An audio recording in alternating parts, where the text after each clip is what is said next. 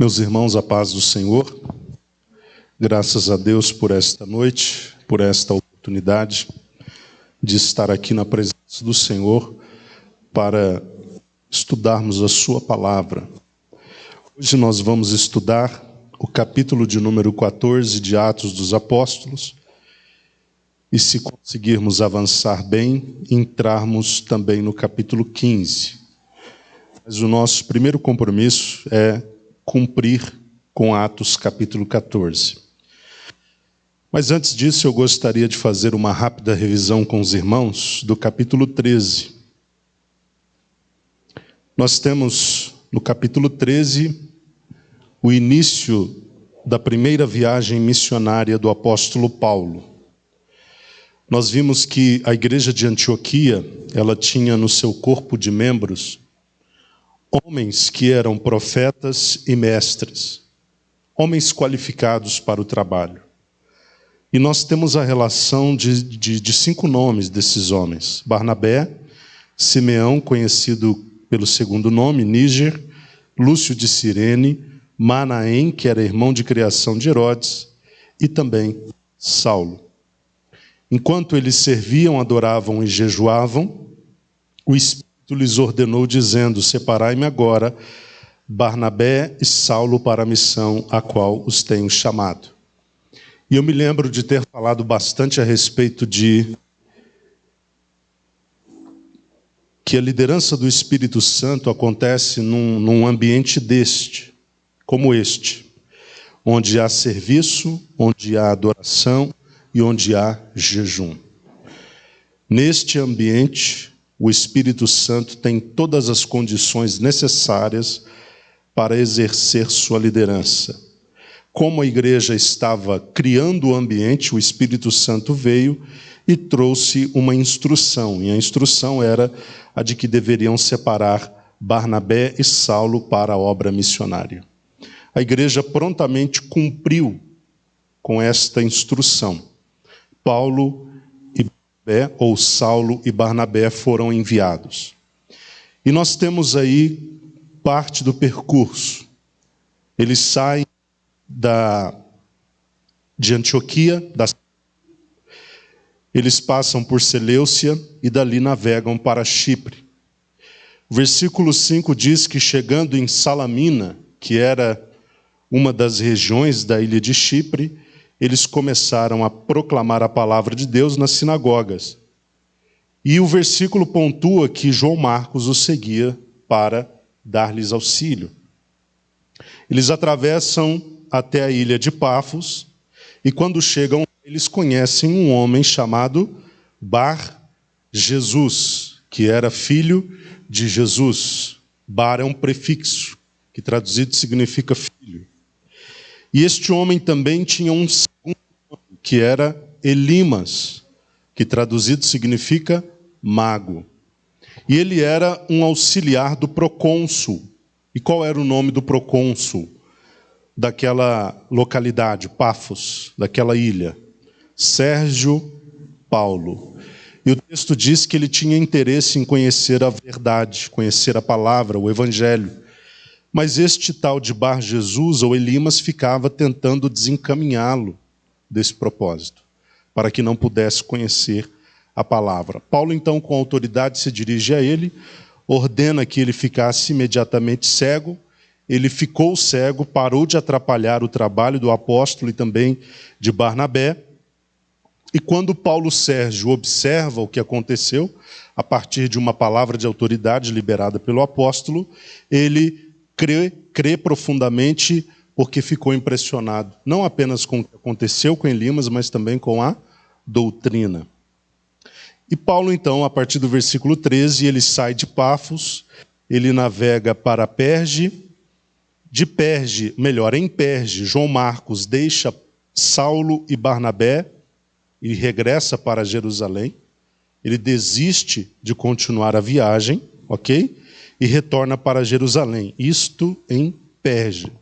Saindo de Perge, Paulo e Barnabé chegam até a Antioquia da Psídia. E lá eles frequentam a sinagoga, recebem a oportunidade para falar aos que estavam na sinagoga, Paulo, então, aproveita o ensejo, a oportunidade, prega a palavra de Deus, expõe o evangelho, e o resultado foi poderoso. Quando eles estavam saindo da sinagoga, pessoas o procuraram, convidando ele e Barnabé a voltarem no próximo sábado para continuar falando a respeito do assunto. Então, houve uma boa aceitação pela maioria das pessoas. No sábado seguinte, ainda em Antioquia da Psídia, eles foram cumprir o seu compromisso, cumprir o convite que haviam recebido, expuseram ainda mais o evangelho. A cidade praticamente toda estava ali, porém, alguns judeus tomados de inveja começaram a desrespeitá-los. Começaram a ultrajá-los, a agirem de modo desrespeitoso.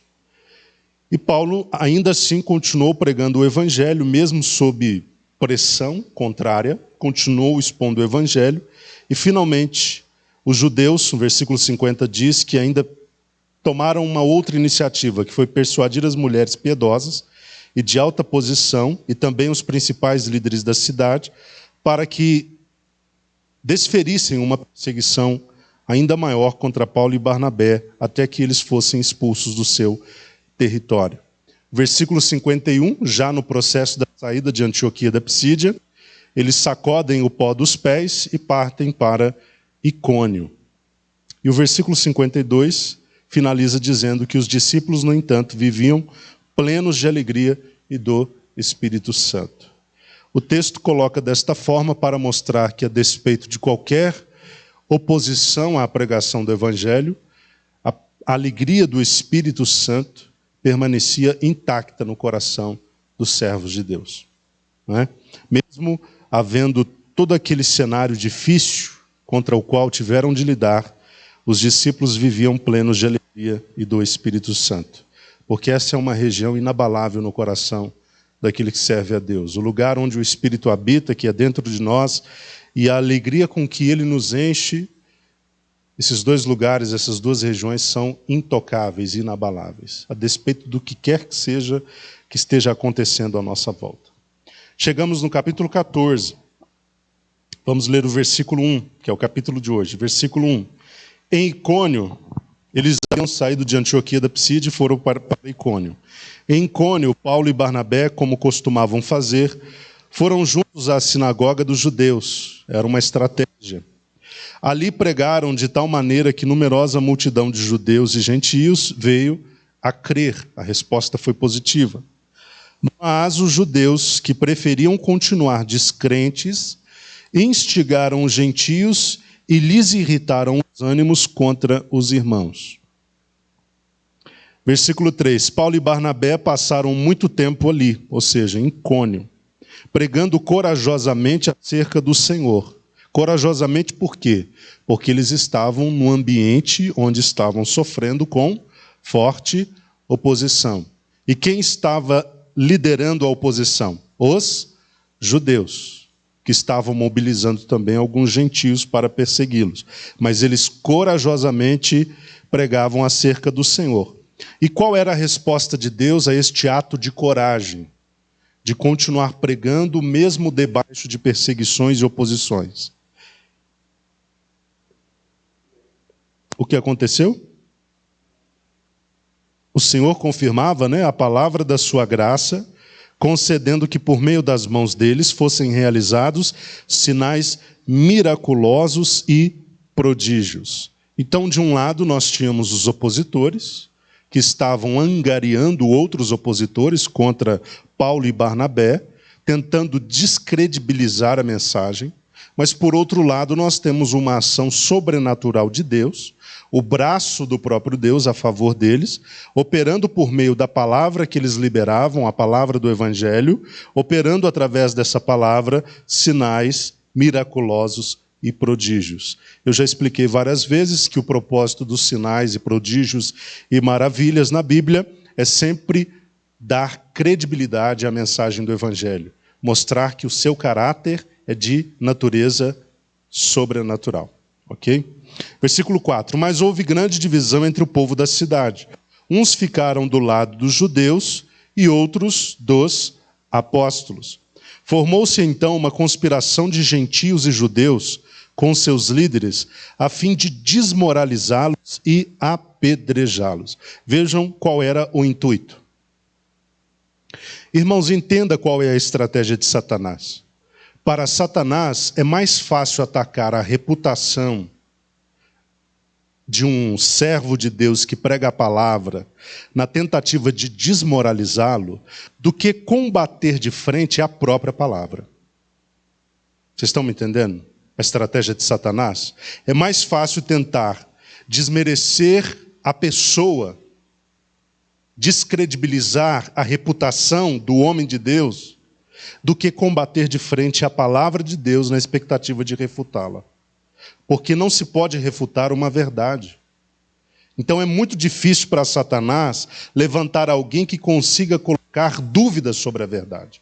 É mais fácil desmoralizar quem está pregando do que combater a verdade daquele que sai da boca daquele que está pregando. Então esta é a estratégia comumente usada por Satanás. Versículo 6. Ao tomarem conhecimento desta trama, qual trama? A trama entre os judeus e os gentios. Na verdade, não todos eles. Alguns judeus e alguns gentios. Ao tomarem conhecimento desta trama, eles fugiram para as cidades licaônicas de Listra e Derbe e suas vizinhanças, e ali seguiram pregando o evangelho. Que firmeza de propósito, né, queridos?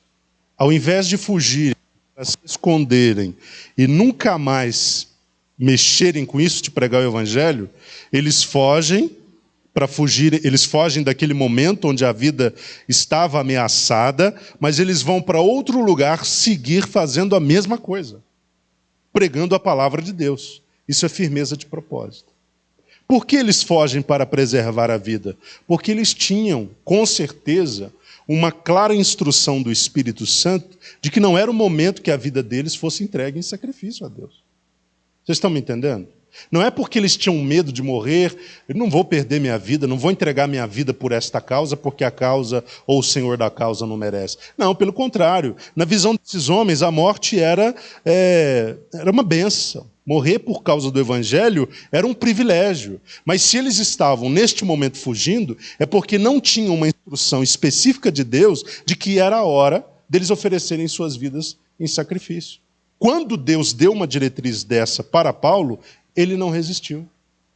Quando Deus disse, é necessário que você vá para Roma, lá você vai passar por maus bocados, você pode chegar à morte, ele não resistiu. Foi para Roma, cumpriu o propósito, morreu. Não fugiu. E teve a oportunidade de fazê-lo. Então, eles fugiram para preservar a vida, porque havia muito ainda a ser feito por eles. Ainda havia uma obra a ser cumprida. Seguiram pregando o evangelho, porque não há situações ou circunstâncias, por mais adversas que elas pareçam, que consegue demover um crente do seu propósito, um crente que sabe do seu propósito, demovê-lo deste propósito. Versículo 8. Em Listra vivia um homem paralítico dos pés, aleijado desde o nascimento, que passava os dias sentado e jamais havia conseguido andar. Ele estava ouvindo Paulo pregar, quando, fixando seus olhos nele e percebendo que o homem tinha fé para ser curado, olha que percepção espiritual. É um nível extraordinário de percepção espiritual. Paulo olhou para aquele homem e percebeu que havia fé para ser curado. Claro que Paulo não percebeu isso de forma natural. Houve uma ação do Espírito Santo comunicando que havia fé naquele homem. Vocês estão me entendendo? Nós temos a ação aqui de um dom espiritual sendo manifesto. Ele teve o discernimento que havia fé no coração daquele aleijado para ser curado. Isso o despertou. Isso chamou a sua atenção. O Espírito Santo comunicou a ele que havia essa fé do outro lado. Ou seja, a fé naquele que precisava do milagre.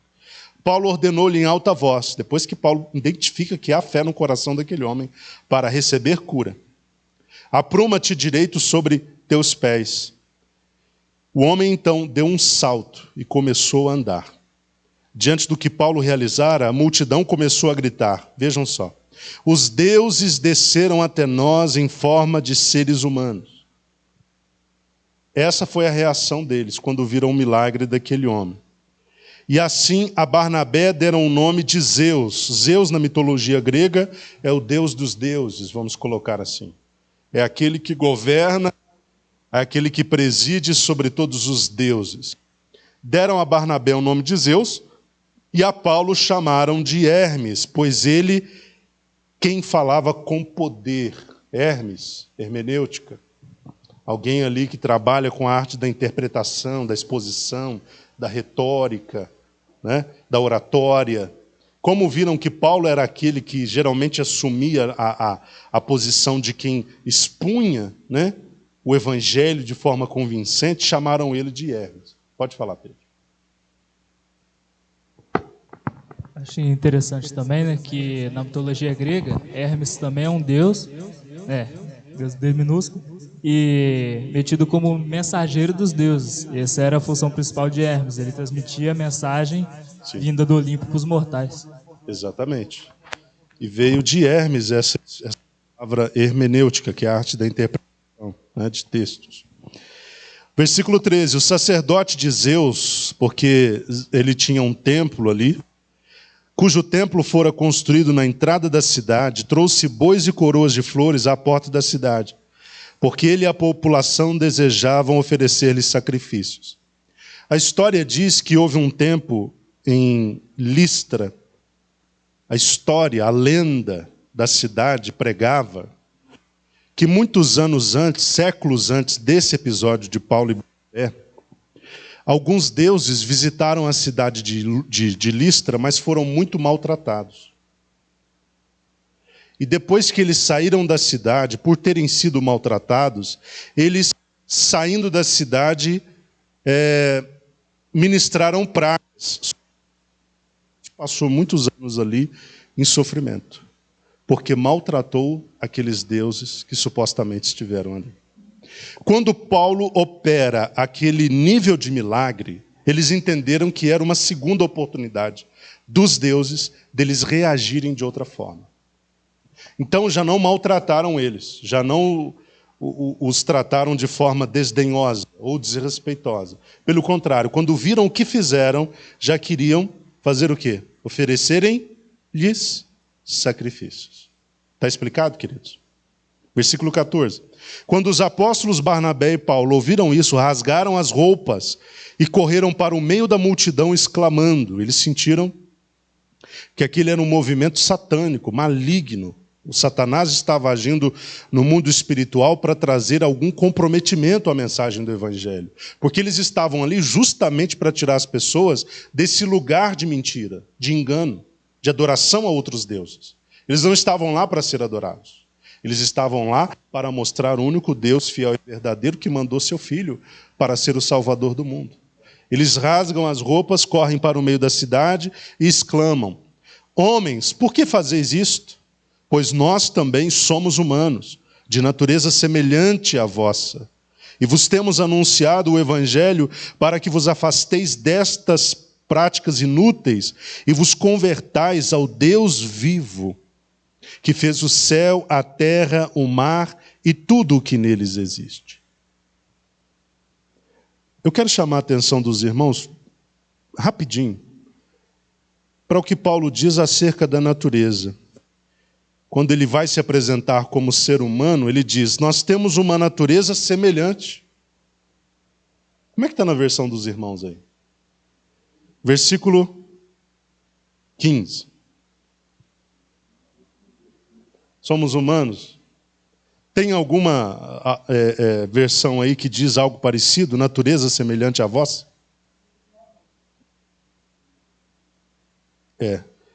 Na King James chama a atenção essa palavra semelhante, né? Natureza semelhante. Num primeiro momento, essa versão traz: pois nós também somos humanos. Somos humanos, de natureza semelhante à vossa. Quer dizer que Paulo está considerando que eles têm uma natureza diferenciada, que tem algum diferencial em relação à natureza deles. Porque a natureza deles está numa condição pura de queda. ou de queda pura. Mas eles, apesar de serem também humanos, eles têm uma natureza que tem um plus, um diferencial. Não é isso que dá a entender o texto? A revista atualizada. Sujeitos aos mesmos sentimentos. Mas a King James dá uma outra conotação. Mas segundo a versão da King James, mostra sim que Paulo está enxergando que, de modo geral, ele é ser humano, como Barnabé é, e como todos são, mas ele está colocando o fato de que a natureza deles tem algo a mais, a nível de que a natureza deles está num lugar já de maior transformação. Eles estão num lugar de queda pura, pura queda, né? Aquela natureza adâmica, herdada, não trabalhada, que não recebeu o Salvador. Mas eles têm uma natureza de origem adâmica, mas que tem o Salvador atuando sobre essa natureza, os levando a um lugar onde esta natureza não exerce completo controle sobre eles. Vocês estão me entendendo? Por isso ele usa a expressão semelhante, né? Nós somos humanos, mas temos uma natureza semelhante. Olha que coisa. E vos temos anunciado o Evangelho para que vos afasteis destas práticas inúteis. Quais? As práticas de idolatria, do politeísmo e tudo mais. E vos convertais ao Deus vivo. É um Deus vivo. E Ele criou céu, terra, mar e tudo que existe. Versículo 16. Em tempos passados, Ele permitiu que todas as nações andassem segundo os seus próprios caminhos. No entanto, Deus não ficou sem dar testemunho sobre sua própria pessoa, pois demonstrou sua bondade, enviando-vos do céu as chuvas, as estações das colheitas, cada uma a seu tempo, concedendo-vos sustento com fartura e enchendo-vos o coração de alegria. Paulo fala deste testemunho a nível de mundo natural. Esse testemunho que Deus faz de si mesmo, essa revelação natural que Deus faz de si mesmo. Ele decidiu agraciar os homens com um determinado nível de graça, que é chamado graça comum. Os irmãos têm lido o livro de Gênesis. Você percebe lá que quando Deus destrói o mundo, eu quero até chamar a atenção dos irmãos para isso. Na leitura de ontem, os irmãos perceberam no texto. Porque depois que Noé sai da arca, as águas já baixaram, os animais já foram liberados, ele e sua família também já não estão da arca. O texto diz que ele oferece sacrifício. Sim ou não? Ele oferece um sacrifício. Depois que ele oferece um sacrifício e Deus aceita, Deus recebe, Deus sente o cheiro do sacrifício, Deus decide. E qual foi a decisão de Deus? Nunca mais eu vou destruir o mundo desta forma. O que me chama a atenção no texto é que Deus diz que ele decidiu a partir de então liberar sobre todos chuva, dia, noite, calor, frio. Qual foi essa decisão de Deus, em síntese? A decisão de agir, liberar sobre todos uma graça chamada comum. Porque sol, chuva, noite, dia, frio, calor, plantar, colher, é tudo aspecto da graça comum. Então isso veio depois que Noé tomou a decisão de sacrificar a Deus. Deus recebe... Deixa eu ver se eu acho o versículo aqui rapidinho. 22. Obrigado, irmão Abner. Versículo 21, antes da gente... Não, versículo 20 ao 22, para a gente pegar essa parte do sacrifício. Depois Noé construiu um altar dedicado ao Senhor e, tomando alguns animais e aves, todos puros, ofereceu-os como holocausto, ou seja, queimou tudo, né? Queimou sobre o altar. O holocausto era a oferta toda queimada. O Senhor sentiu o aroma agradável da adoração. O que o Senhor sentiu? O aroma agradável da adoração. E declarou a si mesmo: jamais amaldiçoarei a terra por causa do homem, porque seu íntimo é completamente inclinado para o mal, desde o nascimento. E nunca mais destruirei todos os seres nos quais há o fôlego de vida, como fiz desta vez. Enquanto durar a terra, semeadura e colheita, frio e calor, verão e inverno, dia e noite, jamais cessarão seus ciclos naturais. Isso vai acontecer. Então nós temos a graça comum presente até nesses ciclos, né, que o texto coloca como naturais, aqui na versão King James. Paulo, então, no versículo 17, ele está fazendo menção a alguns aspectos dessa graça que Deus decidiu liberar sobre todos. Aspectos da graça comum. Mesmo com essas explicações, versículo 18 diz: ainda foi difícil evitar que as multidões lhes homenageassem por meio de sacrifícios. Versículo 19. Chegaram, porém, alguns judeus de Antioquia. Qual Antioquia, queridos? Da Psídia. Aquela. Porque até chegar lá, ele não estava sofrendo oposição, estava? Eles estavam sofrendo algum tipo de ameaça até chegarem na Antioquia da Psídia? Nenhuma. Tranquilo. Quando chegaram lá, a coisa começou a ficar ruim para o lado deles. Estes mesmos judeus se deram ao trabalho de sair de lá, outros de Icônio, e tendo persuadido as multidões, apedrejaram Paulo e o arrastaram para fora da cidade, supondo que estivesse morto. Não foi um apedrejamento qualquer, não foi só uma lição. O intuito era exterminar. Olha como Satanás é terrível, meus irmãos. Olha só, não pode calar a mensagem, o poder da mensagem, mas quer calar o mensageiro. Então apedrejaram Paulo, estes judeus de Antioquia e Icônio, persuadiram alguns da multidão, eles apedrejaram Paulo e o apedrejamento foi muito terrível, muito cruel, quase Paulo morre ali. De modo que quando olharam para ele, o levaram para fora da cidade, porque realmente eles imaginaram que tinham matado ele. Versículo 20. Contudo, quando os discípulos se reuniram em volta de Paulo, este se levantou e voltou à cidade. No dia seguinte, partiu Paulo com Barnabé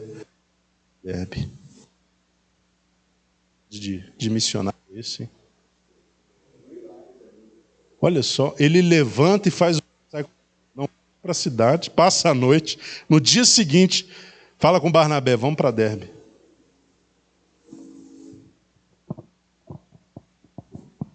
Merece ou não um galardão poderoso no céu? Sim ou não, queridos? O camarada quase morreu na noite anterior. No outro dia ele vai fazer o quê? O mesmo. Continuar pregando o evangelho.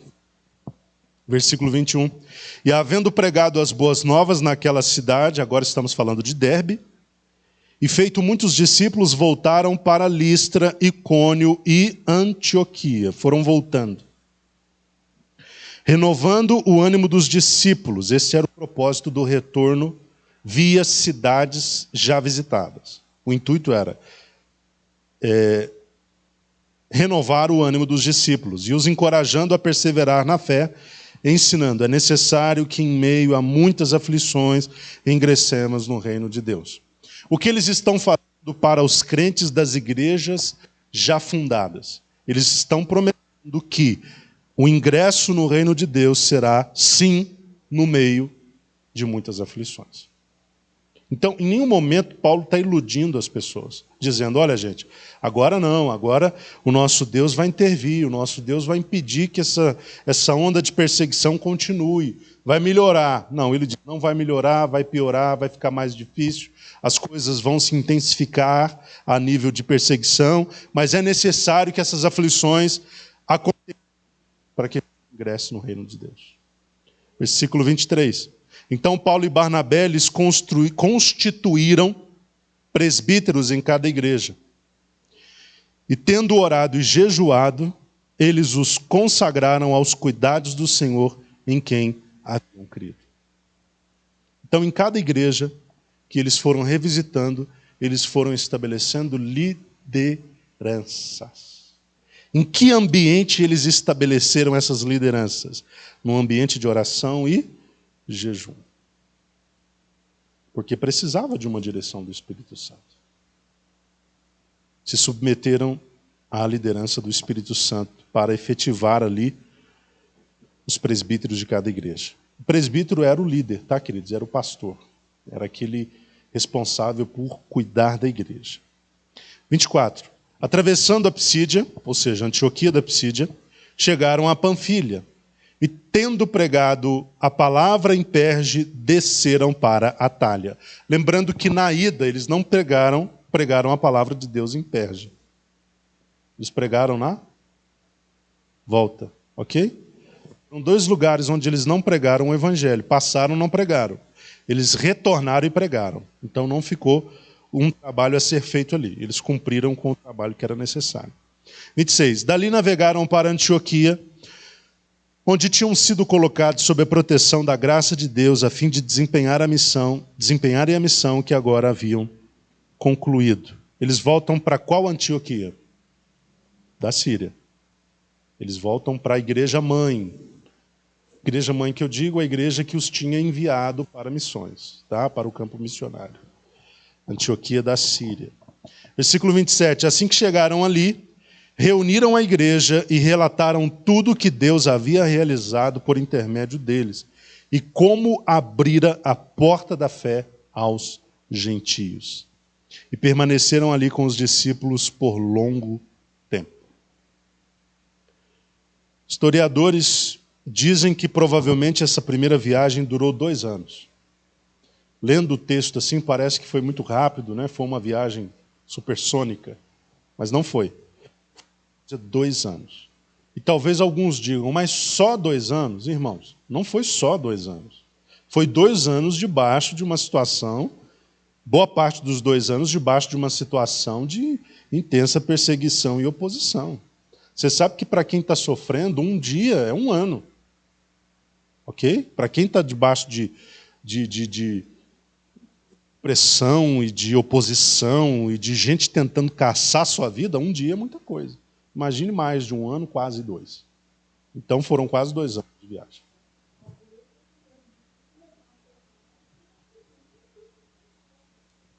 Exatamente. Ele foi apedrejado. Quase morreu.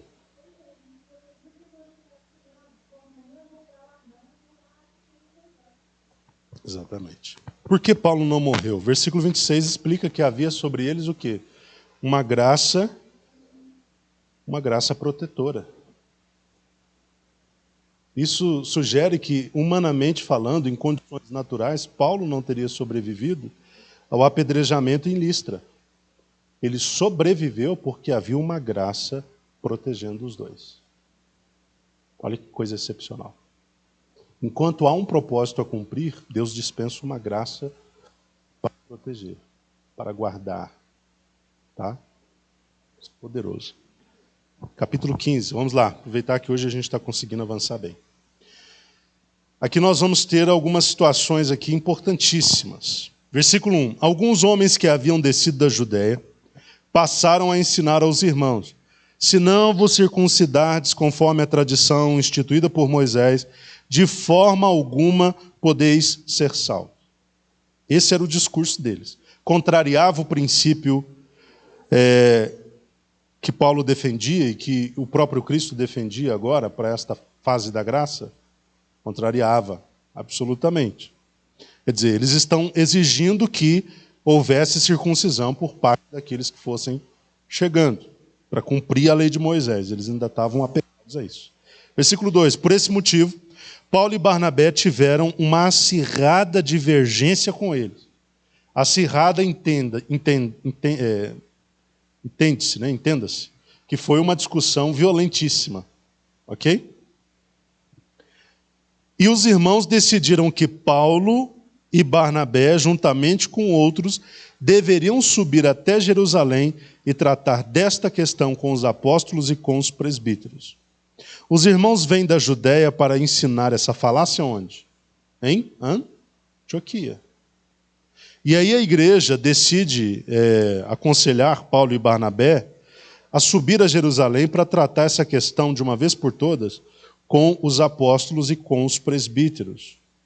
Versículo 3. A igreja os enviou e quando estavam atravessando a Fenícia e Samaria, compartilharam como havia acontecido a conversão dos gentios, notícias estas que alegraram sobremaneira o coração de todos os irmãos. Tendo eles chegado a Jerusalém, foram muito bem recebidos pela igreja. pelos apóstolos e por todos os presbíteros, a quem relataram tudo o que Deus havia realizado por intermédio deles. Entretanto, alguns do grupo religioso dos fariseus que tinham crido levantaram-se protestando: é necessário circuncidá-los e ordenar-lhes expressamente que observem toda a lei de Moisés. É interessante que Paulo e Barnabé eles sempre mantiveram a postura de prestação de contas e de busca de conselho e ajuda no colégio apostólico. Apesar do ministério dele, principalmente dele, Paulo, acontecer muito fora de Jerusalém, e eu creio que até por propósito de Deus, muito fora de Jerusalém, muito entre os gentios, a tendência natural seria que Paulo não fosse se desvinculando a ponto de chegar num lugar onde ele não se sentisse na necessidade de nem prestar contas e nem pedir conselhos ao colégio apostólico, né, que estava em Jerusalém. Mas nós vemos que não é isso que acontece. Quando a igreja os incentiva e os aconselha, Paulo entende que este é o caminho correto. Vamos voltar lá para os nossos líderes, lá para os apóstolos. Eu também sou apóstolo, mas eu tenho eles também como minha liderança. Vamos lá conversar sobre o assunto e vamos decidir juntos sobre o que fazer. Então é muito importante, irmãos. Nós sempre estaremos debaixo de alguma liderança. A gente pode chegar no lugar mais alto, na escala mais alta de liderança possível, mas ainda assim haverá alguém a quem deveremos prestar contas e a quem pediremos conselho. Isso é muito importante. A gente nunca pode agir de forma autossuficiente, tá, queridos? Porque Deus sempre levanta alguém que está ali acima de nós e a quem nós precisamos buscar conselhos. Versículo 6. Diante disso, os apóstolos e os presbíteros se reuniram para deliberar sobre a questão imposta. Ou seja, organizaram um concílio para tratar do assunto. Vamos avaliar a questão, todos juntos. Os apóstolos, os presbíteros, Paulo, Barnabé, todos. Depois de um grande debate, Pedro tomou a palavra e ponderou-lhes: irmãos, vós sabeis que desde há muito tempo Deus me escolheu dentre vós para que por meu intermédio ouvissem os gentios a palavra do evangelho e crescem. E Deus, que conhece os corações, testemunhou em benefício deles, concedendo-lhes o Espírito Santo, da mesma forma como o deu a nós. Quando Pedro diz isso, ele está com o caso de Cornélio na mente. Okay? Aquele episódio.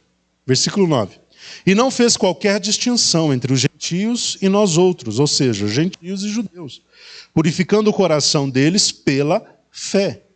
Agora, pois, por que quereis tentar a Deus, colocando sobre as costas dos discípulos uma carga que nem nossos antepassados, nem nós mesmos conseguimos suportar? Pedro está dizendo, não há lógica, não há sentido nisso. Versículo 11. De modo algum, cremos que somos salvos pela graça do Senhor Jesus, exatamente do mesmo modo que os gentios também. Pedro está reconhecendo que Deus estabeleceu um caminho para a salvação. O caminho é Jesus que salva pela graça. Então não interessa a circuncisão, não interessa nenhum outro procedimento cerimonial da lei. O que interessa é que Deus decidiu salvar os homens através de Jesus por meio da sua graça. É isso que Pedro está ponderando. Versículo 12. Então toda a assembleia ficou em silêncio, enquanto ouvia Barnabé e Paulo relatando todos os sinais miraculosos e prodígios que por meio deles Deus realizara entre os gentios. Eles contaram como foi a primeira viagem. Quando acabaram de compartilhar, Tiago pediu a palavra e arrazoou-lhes.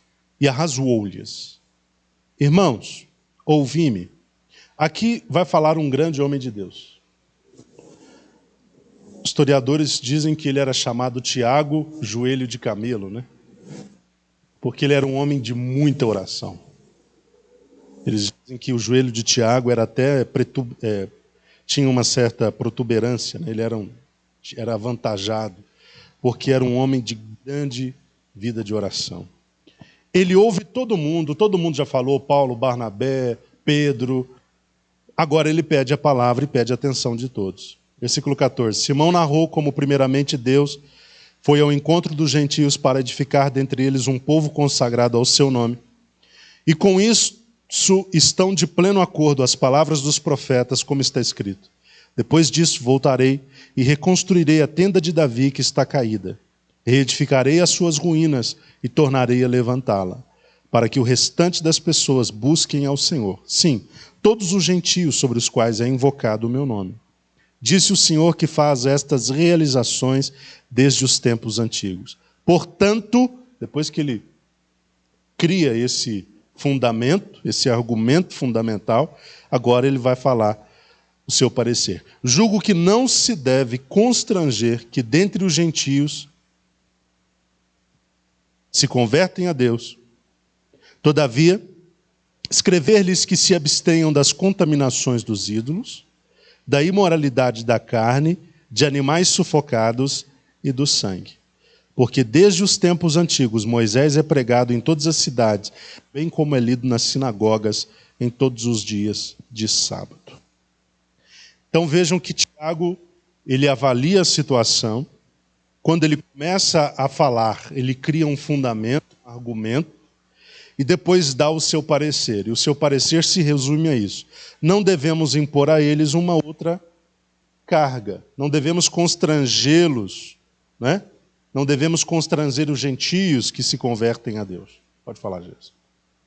Pastor, é interessante que isso serve muito para nós hoje, que às vezes as igrejas, em alguns lugares, colocam algumas coisas entre a salvação e Cristo, né? E serve para a gente hoje, foi definido assim. A única coisa que é exigido de nós, gentios, é que a gente se abstenha dos ídolos, né? Das contaminações, da carne de animais sufocados. Não tem a questão de guardar o sábado, de circuncisão mais, né, para a gente. A nossa salvação é pela fé em Cristo somente. Muito bem colocado, Gerson. Eles eliminam qualquer questão que pudesse interpor, né, entre eles e Cristo, entre eles e a salvação. Pode falar, Leila.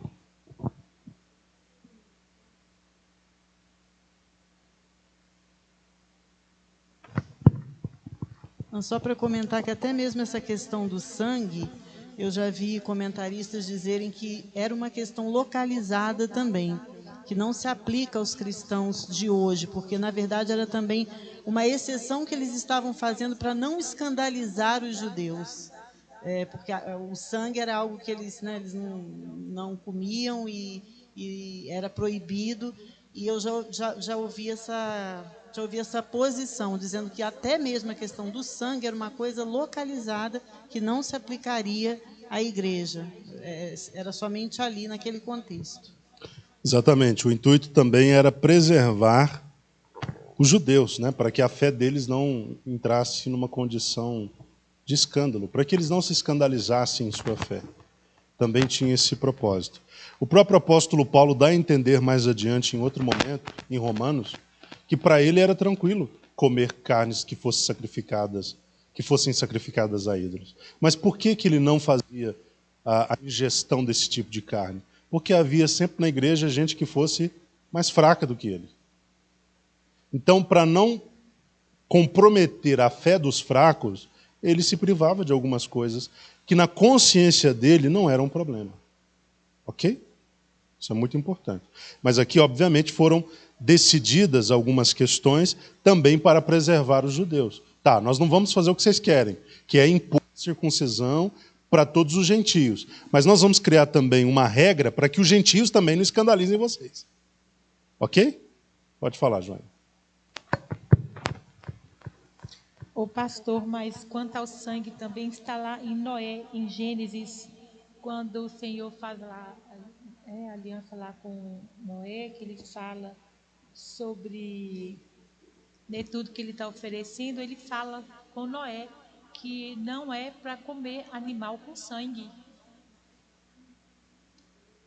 Qual versículo? Gênesis?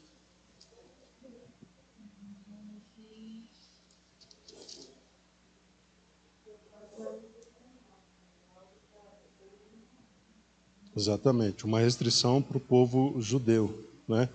Que inclusive tinha restrições de alguns tipos de carne também, né? Exatamente, aplicado àquele contexto lá. E muitas coisas, irmãos, obviamente nós, como eu acabei de comentar, nós não fazemos, não é porque transgride a nossa consciência, mas transgride a consciência do irmão que está do nosso lado. E ele é fraco naquele sentido, naquela direção, ok?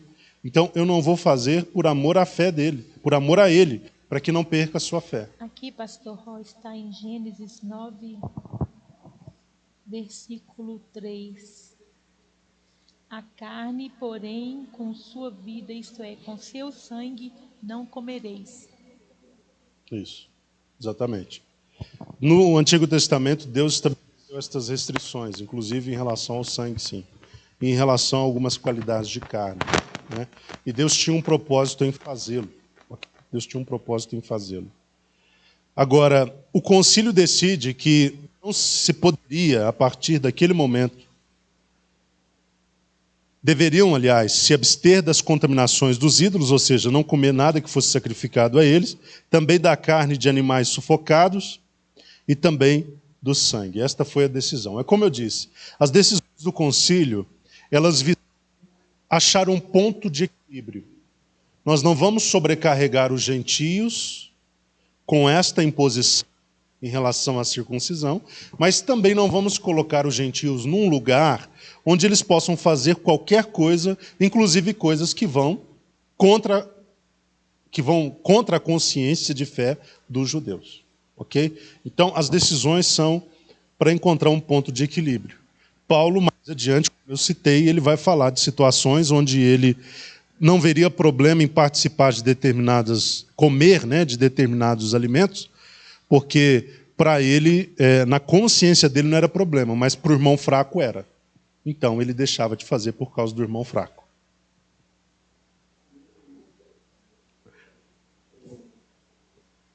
Primeira Coríntios 10, 8. Projeta aí para a gente, Pedro. 1 Coríntios 10, 27. 25. Comei de tudo que se vende no mercado, sem questionamentos, por causa da consciência. 26. Porquanto do Senhor é a terra e tudo que nela existe. Quer dizer, vamos comer de tudo, porque Deus fez tudo, do Senhor é a terra.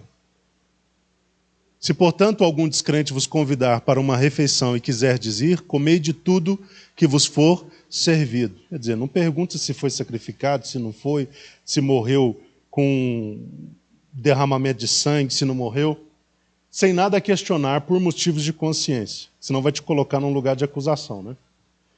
Mas se alguém vos prevenir, isto foi oferecido em sacrifício, neste caso não comais. Por quê? Daquele que vos avisou e por motivo de consciência. 29.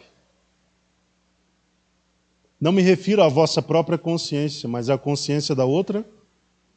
Por consciência de quem?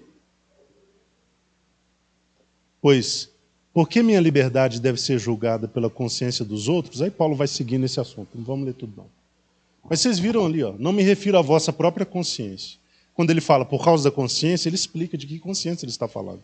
Não por causa da vossa consciência, mas por causa da consciência da outra pessoa. Versículo 2, vamos voltar lá para a gente terminar. Se der tempo, né? Entendido até aqui, queridos? Então os apóstolos e os presbíteros com toda a igreja decidiram escolher alguns dentre eles e enviá-los para Antioquia com Paulo e Barnabé. Qual Antioquia? Qual? Da Síria, né? Escolheram Judas, chamado Barsabás, e Silas, 2 líderes entre os irmãos, Silas e Judas. E por intermédio deles mandaram a seguinte carta: os apóstolos e os irmãos presbíteros aos irmãos dentre os gentios que estão em Antioquia, na Síria e na Cilícia, saudações. Desde que soubemos, aqui está o conteúdo da carta, que alguns saíram de entre vós sem nossa permissão e vos têm constrangido por meio de suas palavras, confundindo-vos a mente, pareceu-nos bem, havendo chegado a um consenso, selecionar alguns homens e enviá-los com os nossos amados, Barnabé e Paulo, homens que têm colocado suas vidas em risco pelo nome de nosso Senhor Jesus Cristo. Portanto, Estamos enviando Judas e Silas para confirmarem com suas palavras o que vos estamos escrevendo, porque sempre era necessário as testemunhas, para tudo. Ok, queridos? Inclusive para denúncia de pecado era necessário 2 testemunhas, e também para decisões, exposição de decisões, era necessário também 2 testemunhas. Por isso está indo Silas e Judas. Versículo 28. Porque pareceu bem ao Espírito Santo e a nós, quer dizer que há uma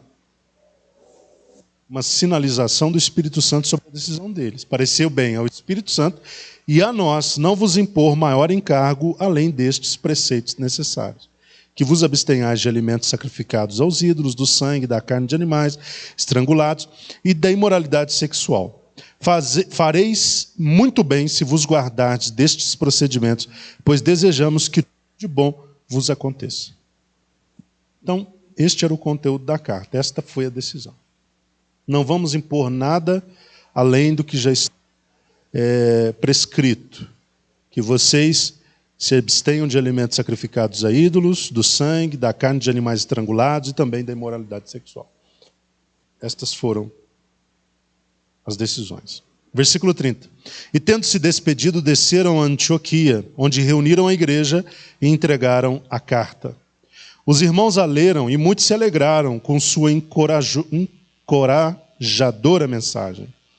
Judas e Silas, que eram profetas, exortaram e fortaleceram os irmãos com muitos ensinamentos. Havendo, porém, dedicado algum tempo ali, foram despedidos pelos irmãos com a bênção da paz, a fim de que retornassem aos que o haviam enviado. Porém, Silas achou melhor ficar ali. Paulo e Barnabé também permaneceram em Antioquia, onde com muitos outros irmãos pregaram e ensinavam a palavra do Senhor. Versículo 36. Passados alguns dias, Paulo propôs a Barnabé: voltemos agora para visitar os irmãos por todas as cidades nas quais pregamos a palavra do Senhor, a fim de observarmos como estão vivendo. Paulo está sugerindo a Barnabé uma revisitação das cidades. Vamos voltar e visitar todas as cidades onde nós plantamos uma igreja, para ver como é que está a fé deles. Se está em andamento, se não está. Não tinha WhatsApp, né, irmãos? Não tinha internet, não tinha esses recursos. Mandava um zap lá para o irmão de Pérsia: como é que está aí? Está tudo bem? Como é que está aí, presbítero? Alguma dificuldade específica? Seria muito fácil. Mas naquele tempo não, tinha que ir pessoalmente. Podia mandar carta, mas neste caso o ideal era de que fossem pessoalmente. Versículo 37. Barnabé queria que João, também chamado Marcos, os acompanhasse. Quem queria que João os acompanhasse? Paulo não, mas Barnabé sim. Paulo, entretanto, não conseguia ver razão para levar consigo aquele que desde a Panfilha havia decidido se afastar deles e não os acompanhara até o fim da missão. Paulo guardava uma magoazinha, um ressentimentozinho ali. Paulo guardava ali um rancorzinho, se é que eu posso dizer assim, uma magoazinha, porque na hora do vamos ver, João Marcos pede para sair. Escritor do Evangelho, exatamente. Ele pede para sair, ele não aguenta. Talvez era mais jovem, mais imaturo, ou talvez não fosse, mas não tivesse aquele coro grosso de Barnabé e Paulo, né, irmãos? Porque para acompanhar os dois, digamos a verdade, não era uma tarefa simples. Não era coisa fácil. Então, Marcos não aguentou, ele pediu para sair: deixa eu voltar para casa. Né? E agora Barnabé está dizendo: Paulo, então já que a gente vai fazer uma segunda viagem revisitando as igrejas, vamos chamar o nosso querido amigo e irmão João Marcos para ir com a gente. Vamos dar a ele uma segunda chance de caminhar conosco todo o trajeto, voltar conosco, porque no primeiro momento ele não pôde, não conseguiu, não foi capaz. Vamos dar essa segunda chance para ele. Paulo diz: eu não vejo motivo para isso. Porque quando eu olho para ele, a única coisa que eu lembro foi da desistência. Paulo foi curto e grosso, né? Em outras palavras, não vou dar segunda chance para ninguém. O problema é dele. Não devia ter desistido. E Barnabé está lá lutando para tentar levar João Marcos. Versículo 39. Por esse motivo, ou seja, devido à situação ali em relação a João Marcos, tiveram um desentendimento tão exacerbado que decidiram se separar. Eu fico pensando aqui, Paulo dizendo: Barnabé, ou ele ou eu. Não é? Ou ele ou eu. E Barnabé fala, ele. Meu Deus. Barnabé partiu levando consigo Marcos e navegaram para Chipre. Paulo, no entanto, preferiu a companhia de Silas. Partiu entregue aos cuidados do Senhor pelos irmãos e assim passou pela Síria e Cilícia encorajando as igrejas. Esse Barnabé, irmãos, é um homem que chama muita atenção da gente, é um homem muito voltado para as pessoas. Eu tenho falado muito sobre isso em Atos dos Apóstolos. É um homem que acredita nas pessoas, investe nas pessoas. Foi ele que foi lá em Tarso, buscou Saulo e trouxe para Antioquia. Fica comigo em Antioquia. O ministério me mandou para aquela cidade, eu estou lá à frente da igreja, vamos comigo, vamos ensinar junto, vamos pregar junto. Ele tinha um ministério muito voltado para as pessoas. E agora, entre ficar com um missionário já experimentado, até aquela altura já muito bem experimentado, que era Paulo, e trabalhar no caráter e na maturidade de João Marcos, ele escolheu a segunda opção. Paulo já tem a sua jornada, já está escrito, vai continuar sendo um grande homem de Deus, já está muito bem experimentado. Não me preocupo em relação a Paulo, mas João Marcos é um ser a ser trabalhado. É um servo a ser aprimorado. Então, entre acompanhar um homem que eu sei que está pronto e acompanhar alguém que precisa amadurecer para chegar onde Deus quer, eu vou ficar com esse que precisa amadurecer. Investimento. Olha que visão de investimento em pessoas.